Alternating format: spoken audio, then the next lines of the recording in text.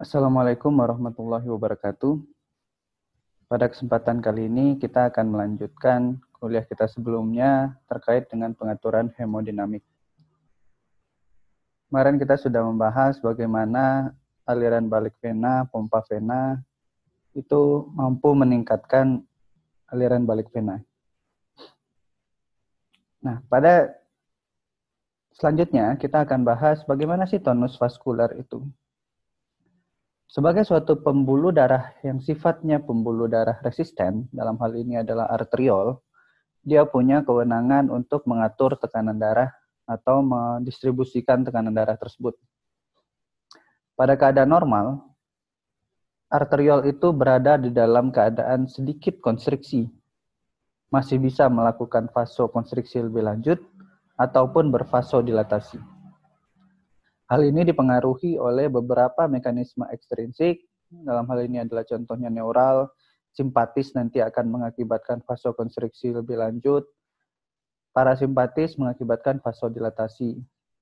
Begitu juga humoral, dalam hal ini ada mungkin mekanisme metabolik, ada renin, angiotensin, aldosteron sistem, ataupun arginin, vasopresin, dan lain sebagainya, yang itu bisa mempengaruhi tonus pembuluh darah. Sementara ada mekanisme intrinsik yang juga bisa mempengaruhi, dalam hal ini contoh ada suatu metabolik jaringan, mohon maaf, seperti adanya suatu laktat, karbon dioksida yang tinggi, itu akan mempengaruhi apakah terjadi vasodilatasi ataupun vasokonstriksi pada pembuluh darah. Begitu juga ada respon hormon lokal, myogenik faktor, ataupun faktor endotelial. Semuanya ini mampu mengakibatkan apakah dia mengalami vasokonstriksi lebih lanjut ataupun vasodilatasi, tergantung dari respon yang dihasilkan. Selanjutnya kita akan bahas mengenai loop, tekanan, dan volume. Gambar ini sangat penting untuk dipahami karena ini bisa menjelaskan apa sih yang terjadi pada jantung ketika mengalami proses kontraksi. Kalau kita lihat di sini, kita bisa sama-sama lihat sumbu X adalah volume ventrikel kiri, sumbu Y adalah tekanan ventrikel kiri, hingga kita bisa lihat ada hubungan antara loop volume dengan pressure pada gambar ini. Kita mulai dari suatu proses awal, proses diastolik, yaitu pengisian ventrikel. Kita bisa lihat di sini ada suatu pengisian ventrikel mulai dari titik 4 ke titik 1, sehingga mengakibatkan proses volume di ventrikel kirinya meningkat cukup signifikan dari sekitar 70 sampai 130 di sini. Dan dengan sedikit peningkatan tekanan. Kemudian dari titik 1 ke titik 2, itu adalah suatu yang kita sebut isovolumetric contraction, karena kita bisa lihat dari titik 1 itu tekanannya mulai dari rendah sampai meningkat bisa sampai 100-120 mm merkuri dengan volume yang sama. Dari titik 2 terjadi proses pembukaan katup aorta, ini sama seperti aktivitas kontraksi jantung yang kemarin. Sehingga masih terjadi sedikit peningkatan tekanan, akan tetapi disertai dengan penurunan volume ventrikel kiri. Sampai pada suatu saat tekanan di ventrikel kirinya juga rendah karena tidak ada lagi volume yang dikeluarkan dan tekanan di aortanya tinggi, sehingga dia akan menghasilkan belokan seperti ini sampai akhirnya tekanan aortanya lebih rendah, lebih tinggi dibandingkan dengan tekanan ventrikel kiri. Pada saat keadaan tekanan aorta lebih tinggi dibandingkan dengan tekanan ventrikel kiri, maka terjadilah penutupan katup aorta di sini dan dimulailah proses isovolumetric relaxation dari titik 3 ke titik 4. Kita bisa lihat tekanannya menurun sangat jauh, volumenya tetap. Sampai nanti akhirnya dimulai lagi suatu ventricular filling.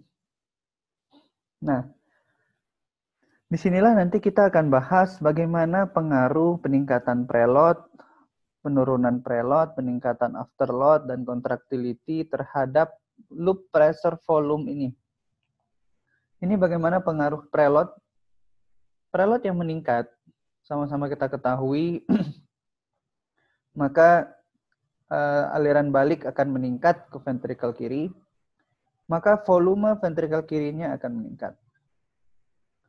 Volume ventricle kiri yang meningkat sebenarnya meningkatkan sedikit tekanan ventricle kiri. Kemudian dia mengakibatkan kurvanya bergeser ke kanan di sini. Sehingga nanti yang terjadi adalah karena prosesnya nanti pada saat kembalinya setelah isovolumetric contraction, relaxation itu di sini, maka yang akan terjadi adalah perbedaan antara N diastolic volume dikurangi dengan N systolic volumenya. Peningkatan preload akan meningkatkan EDV dikurangi ESV itu, sehingga akhirnya stroke volumenya juga akan meningkat. Sementara pada peningkatan afterload, ada tekanan aorta yang ditahan di sini ya. Maka kita bisa lihat pada proses isovolumetric contraction dibutuhkan tekanan yang lebih tinggi untuk bisa melawan tekanan aorta yang tinggi karena afterload-nya meningkat. Karena tekanan aortanya meningkat, maka tekanan di sini akan meningkat juga, dan stroke volumenya juga akan menurun karena pada saat kondisi ini, maka si tekanan di aorta sudah lebih tinggi dibandingkan dengan tekanan ventricle kiri. Sehingga dia akan lebih cepat menutupnya. Sehingga ESV-nya, end systolic volumenya akan lebih meningkat. Jadi EDV dikurangi ESV-nya, yaitu stroke volumenya akan lebih rendah. Sehingga peranan peningkatan afterload akan mengakibatkan stroke volume menurun. Dan yang ketiga, yang pengaruhi kontraksi juga ada kontraktilitas. Kontraktilitas ini maka akan meningkatkan bagaimana darah itu dipompakan. Karena kontraktilitasnya meningkat, maka tekanannya sebenarnya juga akan meningkat. Tekanan yang meningkat, karena tekanannya lebih tinggi dibandingkan tekanan aorta, maka dia akan lebih lama untuk mengakibatkan tekanan aorta itu menjadi lebih tinggi lagi dibandingkan dengan tekanan ventrikel yang akan mengakibatkan penutupan katup aorta. Sehingga proses penutupannya akan berjalan lebih ke kiri, sedikit lebih di atas, tekanannya lebih tinggi, dan lebih rendah volumenya. Yang terjadi pada peningkatan kontraktilitas, maka stroke volume, end systolic volumenya akan menurun, stroke volumenya akan meningkat. Nah, ini sebenarnya lanjut dengan bagaimana aktivitas kontraksi jantung, tapi memang lebih sedikit lebih ribet, sehingga memang akan kita bahas di bagaimana pengaturan hemodinamiknya. Karena sama-sama kita ketahui bahwa fungsi utama jantung itu membagi energi ke darah, memberikan tekanan ke dalam darah, untuk menghasilkan dan mempertahankan tekanan darah yang cukup untuk mencapai suatu perfusi organ. Sehingga darah tadi bisa keluar dari ventrikel kiri ke aorta ketika tekanannya lebih tinggi di tekanan ventrikel kiri dibandingkan dengan tekanan aorta. Dan setiap kontraksi dari ventrikel kiri, maka ada yang kita sebut namanya volume sekuncup atau stroke volume, yang merupakan sejumlah volume darah yang diinjeksikan ke aorta. Nah, curah jantung, atau yang kita sebut cardiac output, kita juga sudah dibahas, sama dengan stroke volume atau volume sekuncup kita kalikan dengan heart rate. Masing-masing perubahan pada stroke volume ataupun heart rate, maka akan meningkatkan curah jantung tersebut. Nah, apa efek denyut jantung terhadap curah jantung? Peningkatan denyut jantung sebenarnya efeknya karena fase diastoliknya lebih cepat, maka waktu pengisian ventrikel akan menurun. Efeknya apa? Akan menurunkan stroke volume. Tetapi karena nanti cardiac output sama dengan stroke volume dikalikan dengan heart rate, sebenarnya peranannya nanti juga akan tetap naik. Sementara pada aktivitas, ketika ada suatu peningkatan simpatis, heart rate-nya meningkat sangat tinggi, ini tidak disertai dengan stroke volume yang meningkat juga, stroke volume yang menurun seperti gambar di atas. Stroke volume-nya juga meningkat walaupun sebenarnya tidak dipengaruhi oleh peningkatan heart rate-nya. Stroke volume meningkat lebih tinggi karena pengaruh kontraktilitas jantung, efek dari peningkatan simpatis di sana. Sehingga terjadi peningkatan kontraksi, stroke volume-nya akan meningkat. Ini bagaimana pengaturan stroke volume ya, yang merupakan perbedaan antara N diastolic volume dikurangi dengan N systolic volume. Hal-hal yang mempengaruhi preload itu akan meningkatkan N diastolic volume. Hal yang mempengaruhi afterload, meningkatkan afterload, meningkatkan N systolic volume. Hal yang meningkatkan inotropi, menurunkan N systolic volume. Makin tinggi N systolic volume, maka stroke volume-nya akan makin rendah. Makin tinggi N diastolic volume, maka stroke volume-nya akan makin tinggi. Apa itu preload? Preload itu merupakan regangan pada otot ketika mulai berkontraksi. Hubungannya dengan panjang sarkomer otot pada akhir diastol. Dia setara dengan tekanan akhir diastolik ketika ventrikel sudah terisi penuh. Pada saat ada darah masuk ke dalam ventrikel, maka akan mengakibatkan tekanan ventrikelnya meningkat terus sampai suatu batas tertentu.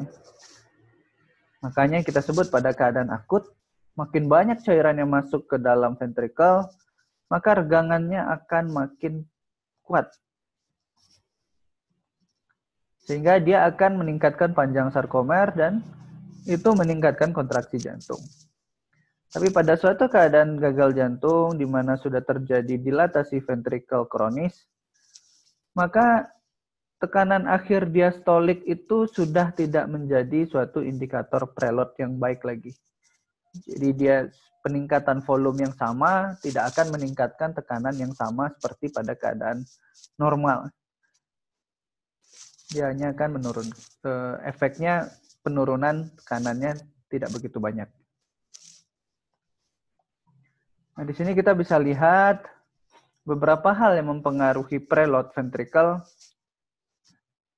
mulai dari volume vena, venous return, total volume darah, kontraksi otot, respirasi, ya kita bernafas itu meningkatkan volume vena, aliran balik vena, gravitasi kita dari berdiri ke berbaring, ya, itu meningkatkan volume vena, sehingga efeknya apa? Volume vena meningkat, tekanan vena meningkat, ventrikel jadi masuk ke atriumnya meningkat, ke ventrikelnya juga meningkat. Ya, jadi preload ventricle meningkat.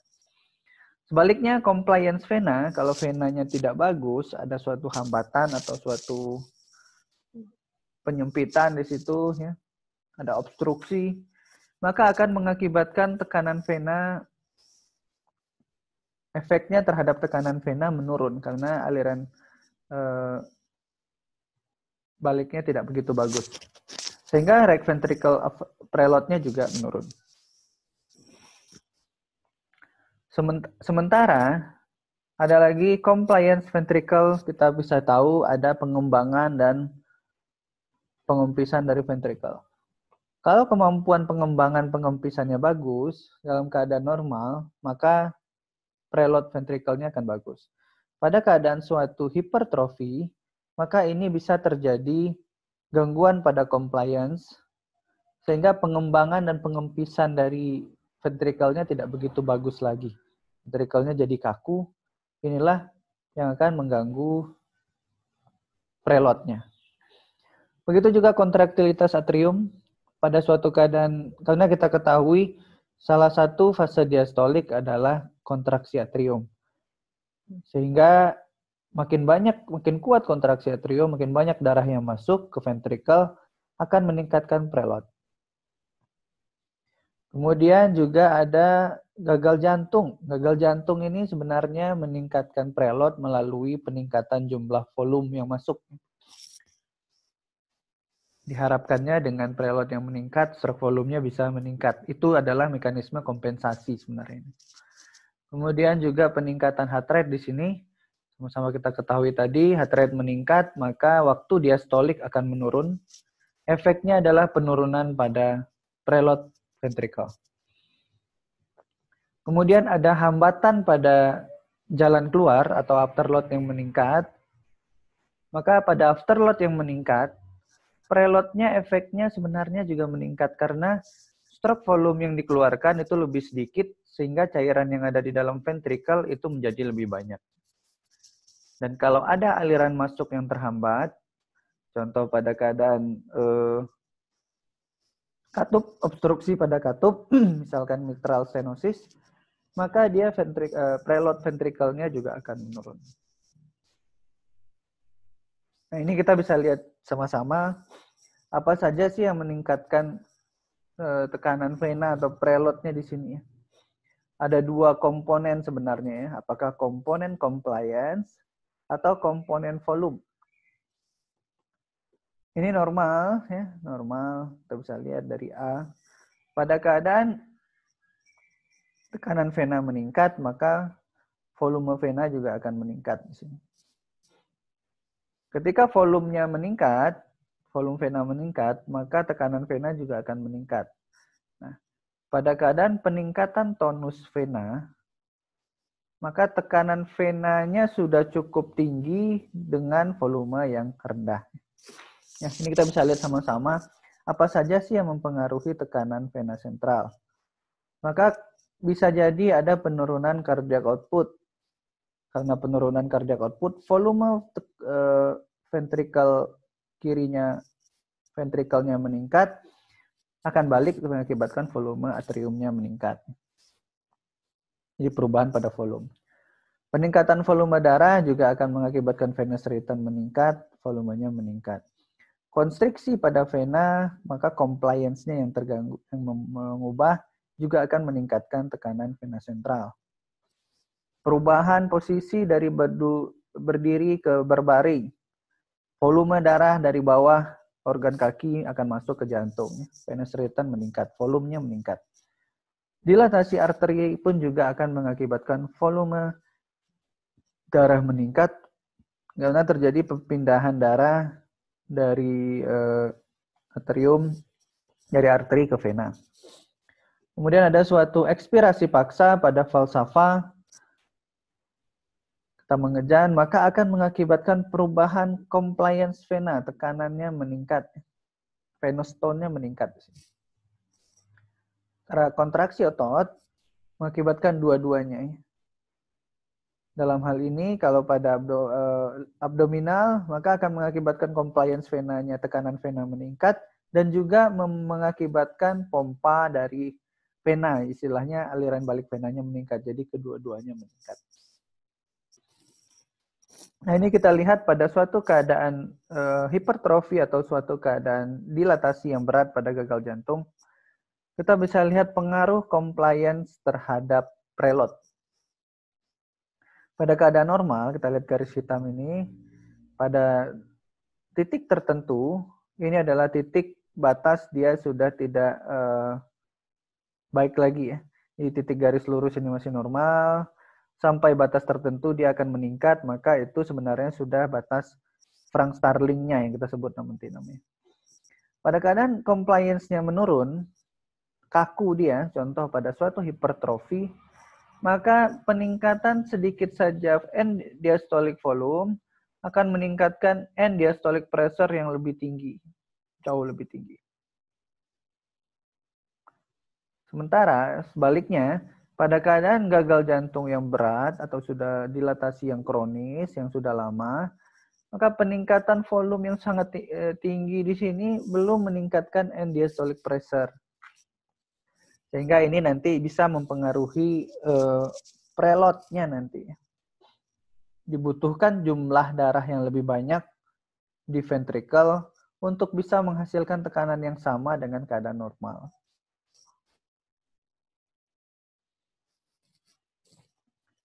Ya, ini yang tadi sebenarnya bagaimana ada regangan pada miosit mengakibatkan perubahan panjang sarkomer, peningkatan penghasilan daya, mengakibatkan jantung membantu diejeksikan aliran balik vena, peningkatan stroke volume melalui mekanisme perang Starling. Makin tinggi regangan, makin kuat kontraksi. Itu yang kita sebut namanya mekanisme perang Starling. Nah, apa peran mekanisme perang Starling itu sebenarnya? Dia akan menyeimbangkan curah jantung dari dua ventricle. Ketika aliran balik vena meningkat, terutama vena sistemik, maka terjadi peningkatan stroke volume pada ventricle kanan. Aliran balik vena ke bagian kiri meningkat, stroke volume pada ventricle kiri meningkat. Dan juga bagaimana pengaruh mengatur perubahan stroke volume tersebut? Ketika aliran balik vena meningkat, maka terjadi peningkatan pengisian ventrikel, end diastolic volume meningkat, mengakibatkan kontraksi ventrikel ini preloadnya, maka peningkatan stroke volume. Peranan preload di sini adalah bagaimana dia mengatur perubahan panjang awal otot dengan kemampuan otot untuk mengembangkan daya melakukan kontraksi. Ya, ini sebenarnya sudah kita lihat tadi ya. Preload meningkat, maka waktu end diastolic volume-nya akan lebih banyak di sini sehingga stroke volume-nya akan lebih meningkat.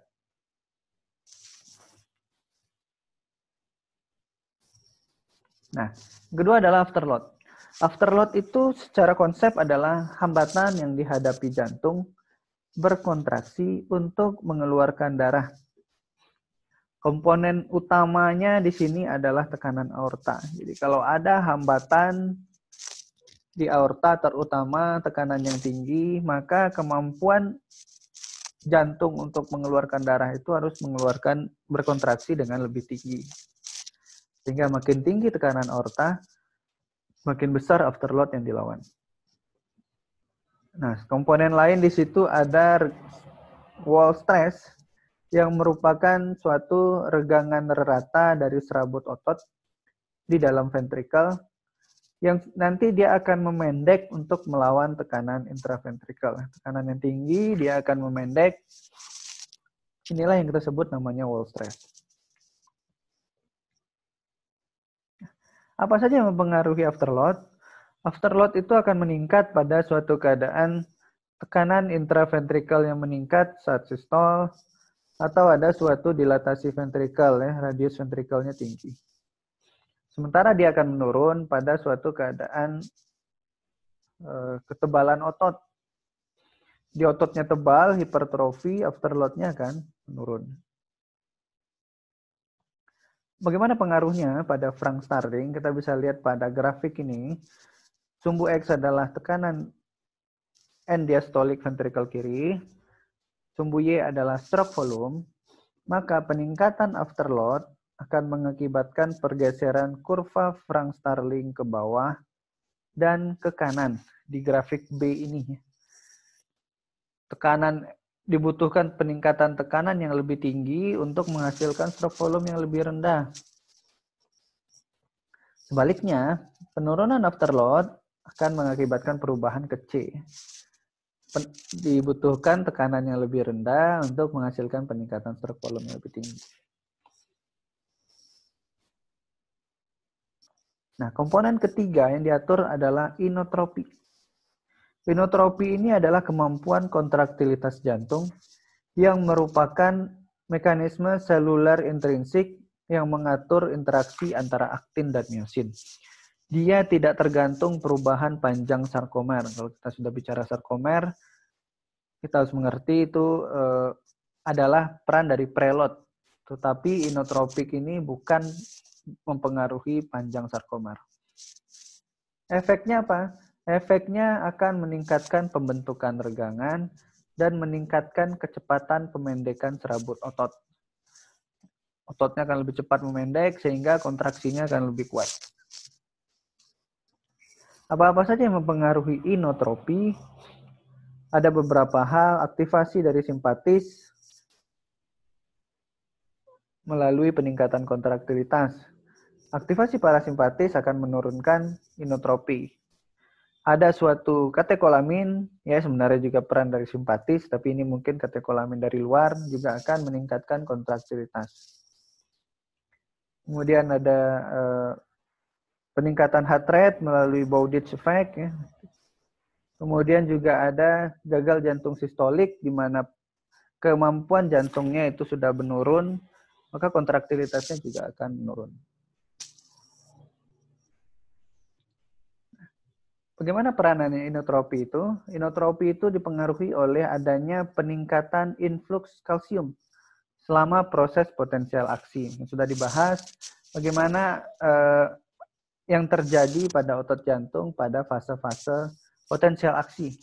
Kalau influx kalsium itu terjadi pada fase 2, dia akan meningkat lebih banyak. Dan juga peningkatan pelepasan kalsium oleh retikulum sarkoplasmikum sehingga kalsiumnya bisa berada di dalam otot jantung lebih banyak.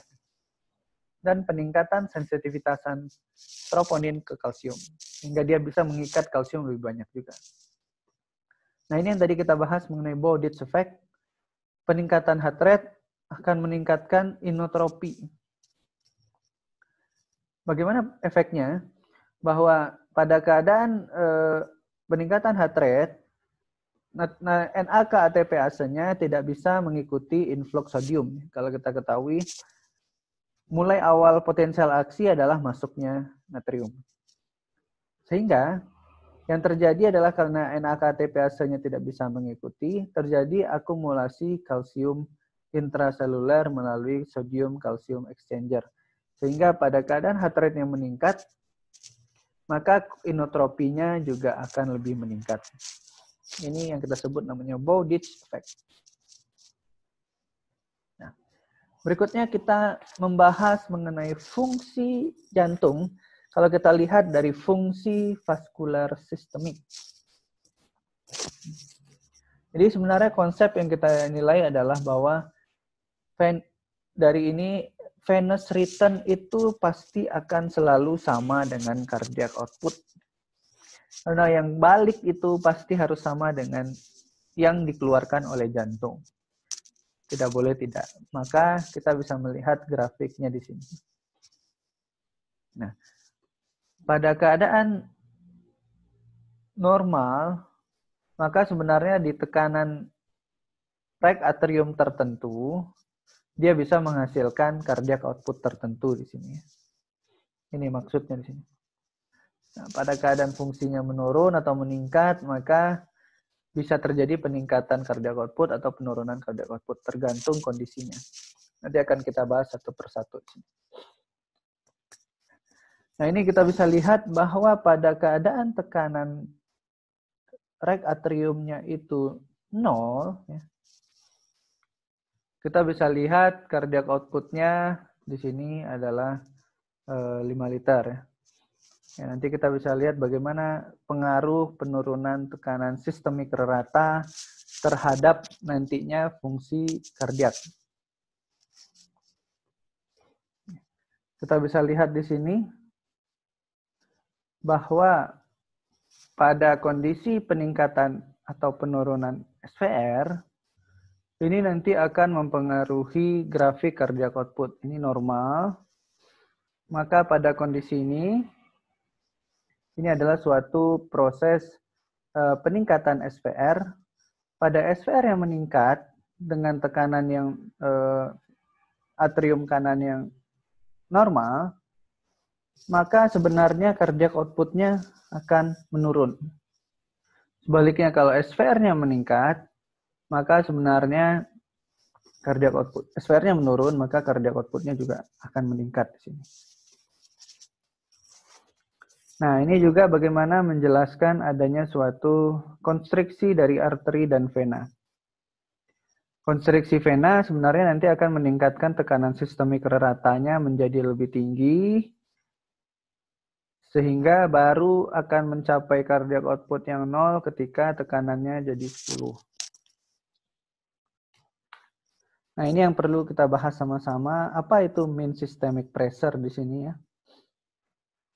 Fungsi kardiak, kurva fungsi kardiak itu menggambarkan cardiac output di sini ya. Kita bisa lihat nih kurva fungsi kardiak.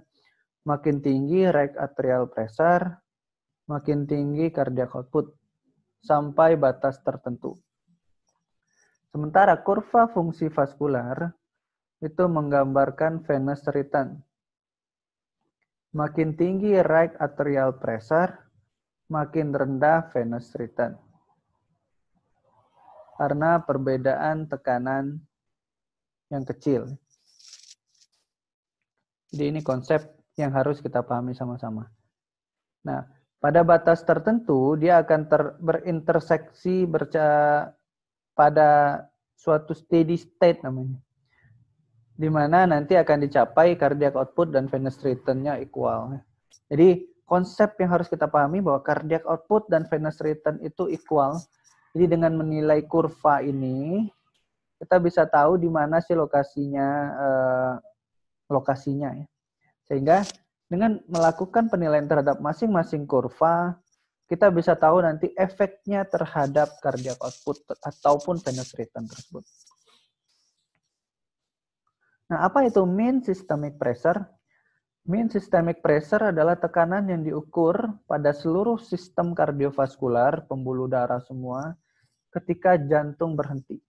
Jadi kalau jantung berhenti, tidak ada kontraksi, kita bisa lakukan hitung namanya tekanan systemic pressure. Tekanannya akan sama pada seluruh vaskulatur. Di sini kita bisa kita sebut namanya mean systemic pressure itu adalah ketika nilai tekanan atrium kanan di mana venous return-nya 0. Karena tekanan sistemiknya sama dengan tekanan atrium kanan, maka tidak akan terjadi aliran balik. Itulah yang kita sebut namanya mean systemic pressure. Ada dua faktor nanti yang mempengaruhi. Ada volume darah dan distribusi antara volume vena dan arteri.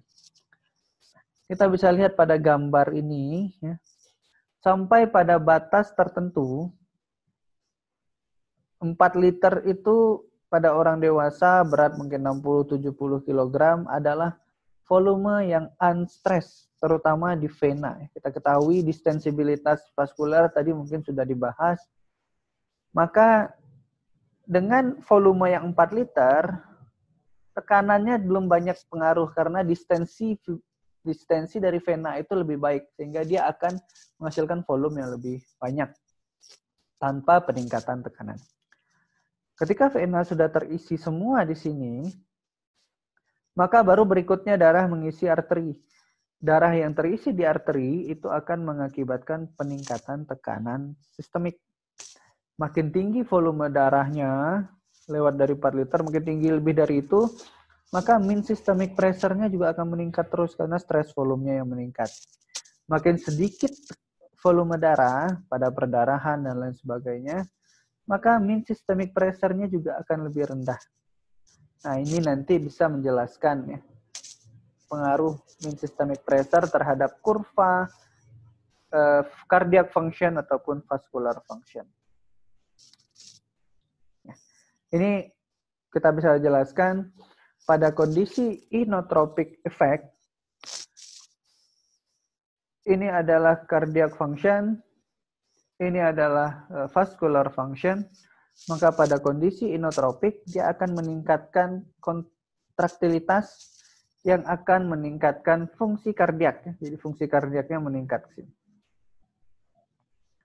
Fungsi kardiak meningkat sehingga dia akan memotong kurva fungsi vaskuler, kurva fungsi vaskulernya di tempat cardiac output yang lebih tinggi di sini.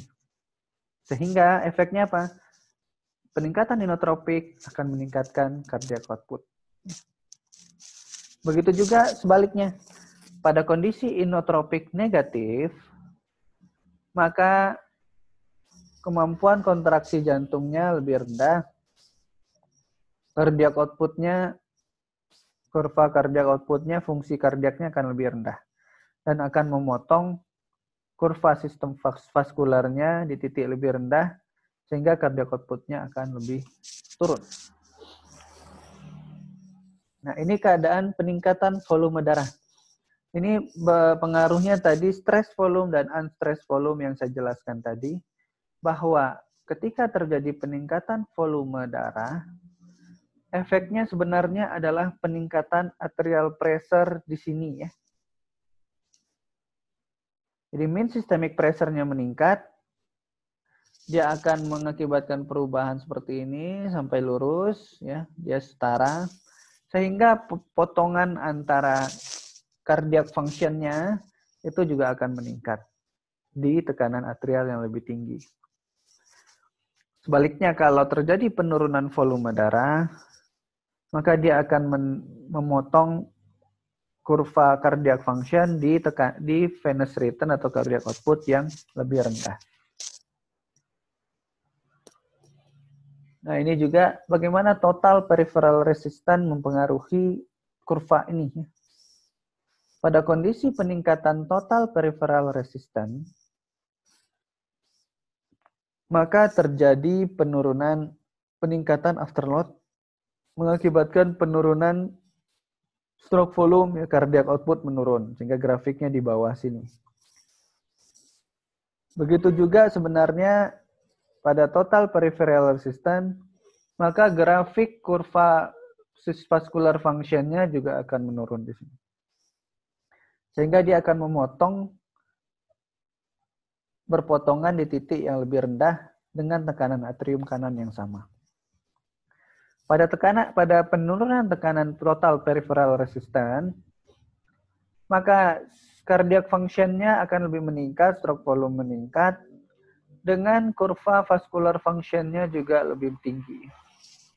Sehingga dia akan memotong pada titik cardiac output atau venous return yang lebih tinggi. Nah, ini slide terakhir. Bagaimana kurva pada gagal jantung? Ya, kita sama konsep di sini. Pada gagal jantung sistolik, ini keadaan normal ya, begini bentuknya, yang hitam. Di titik A dia akan terpotong di sini. Pada gagal jantung sistolik akan terjadi perpindahan kurva fungsi kardiak ke bawah dan kanan. Ya, ini kurva kardiaknya ke bawah dan kanan. Dari titik A ke titik B. Di mana disertai peningkatan pada P right atrium dan tekanan vena dan disertai penurunan cardiac output. Nah, apabila disertai dengan peningkatan volume darah, volume darah meningkat di sini, konstriksi vena dan arteri akan terjadi ya, seperti pada gagal jantung, maka kurva fungsi sistemiknya akan berpindah ke atas, ke kanan, ya, mencapai titik keseimbangan C. Jadi pada keadaan gagal jantung yang sudah lama, cardiac output dipertahankan mirip-mirip sedikit dengan peningkatan volume darah, kontraksi vena dan arteri. Dengan efek nanti dia akan meningkatkan right atrium yang lebih besar lagi. Mungkin itu sekian dari saya. Terima kasih atas perhatiannya. Mudah-mudahan bermanfaat. Saya tutup. Wabillahi taufiq wal hidayah. Assalamualaikum warahmatullahi wabarakatuh.